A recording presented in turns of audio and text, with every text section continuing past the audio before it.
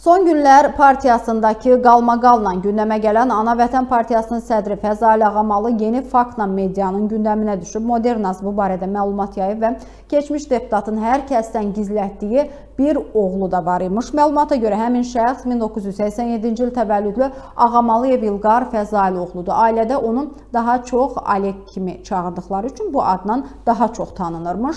Almaniyadakı mənbənin verdiyi məlumata görə İlqarın anası Rus əsilli qadındır. Onlar 80-ci illərin sonunda Bakı şəhərində tanış olublar. Bu münasibətdən bir oğlan övladları dünyaya gəlib. Fəzail Ağamalının rəsmi nikahda olan həyat yoldaşı bu məsələni bilib və sonra ailədə ciddi problemlər yaşanmağa başlayıb və bu səbəbdən də Ağamalı oğlunu və qeyri-rəsmi münasibətdə olduğu qadını Bakıdan çıxarmağa məcbur olub. O, uşağı və qadını Rusiyanın Sankt-Peterburq şəhərinə göndərib. Ana və övlad uzun müddət orada yaşadıktan sonra İlqarın təhsil alması məqsədi ilə Almaniyaya köçüblər.